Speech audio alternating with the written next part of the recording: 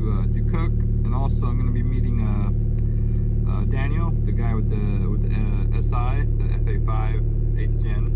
We're going to be grabbing some supplies, and I'll do a video on how you could paint match your lip or any body part with using rattle cans. So, alright guys, so I'm sure I'm going to drop you maybe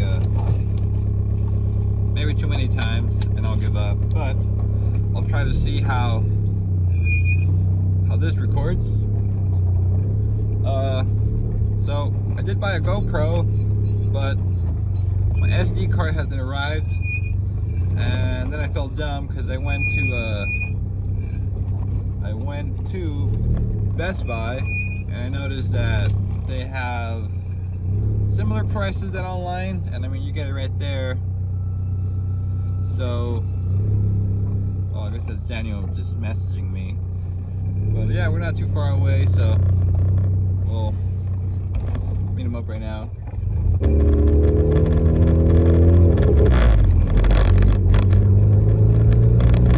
Alright guys, package received right here. So I'm gonna take it home, prep it a little bit, and maybe get started on it today. If not, for sure tomorrow. But I guess time to head home. I need some mole. Alright guys, so to paint match this lip, I'm going to be using a primer. And then the paint match paint, which is the NH700M, which is the alabaster silver. And then I'm going to end it up with the clear coat.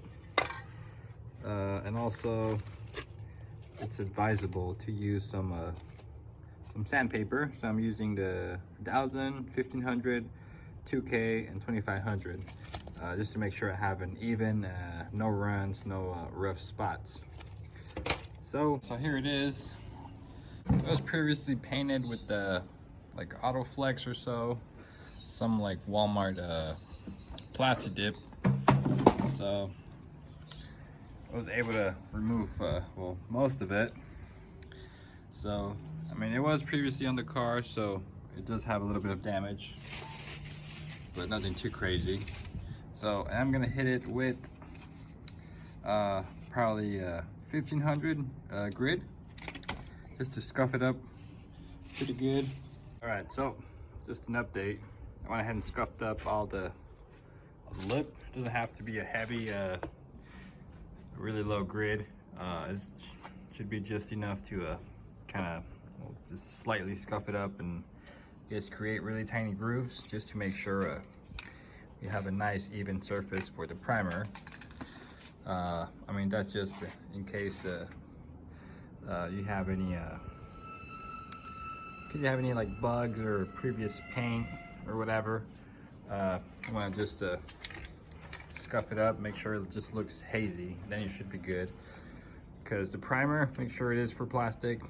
That way this can adhere to the lip or whatever part you're doing, especially plastic. Plastic's a little harder to paint on, so you gotta make sure you use primer and then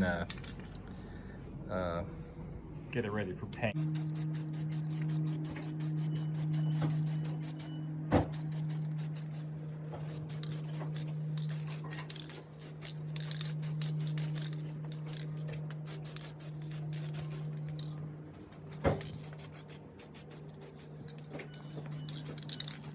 So you're going to be doing a couple layers. Make sure it's not like fully 100% covered. Just be generous with it. Don't try to make it too thick at first, because it's just going to run. So just take your time with it. Alright, so I did multiple coats.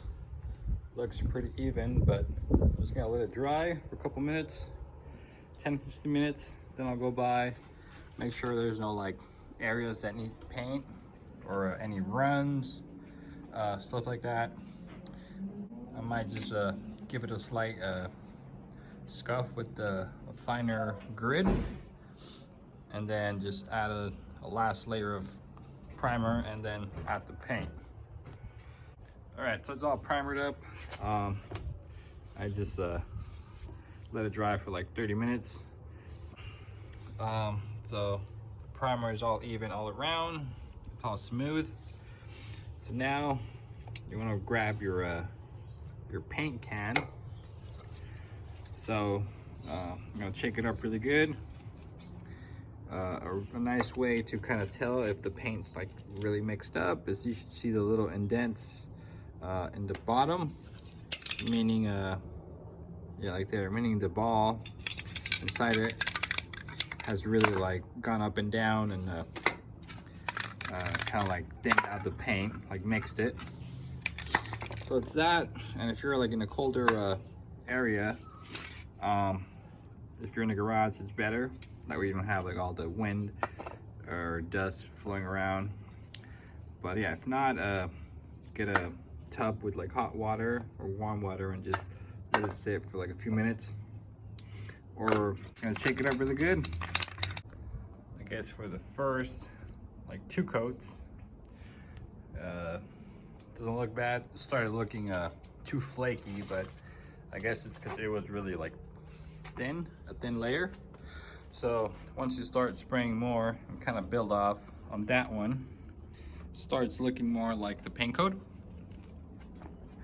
But unfortunately, this was probably halfways. This was a used can, so it's like about halfway. But we do have most of it covered.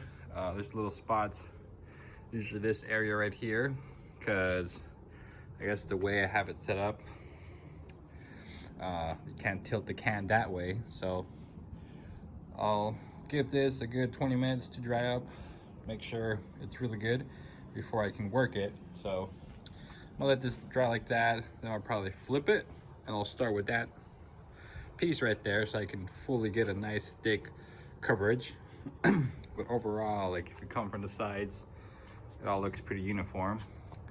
But I mean, there's certain angles that, depending on how you see it, like you could see that it needs a little more. But those are the angles where I can't really tilt the can. So I'm gonna make sure this dries really good. Then I'll come by and make sure there's no like rough, there's no big rough spots.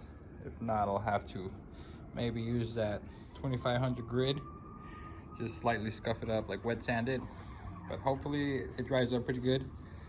But then I'll be back and see. Oh, this should have been done. But going around, I just noticed there's 2 spots. This one has a little bit of bowl. I just wet it with the with water. But there is a little bit of a run right here, and there's another spot right there.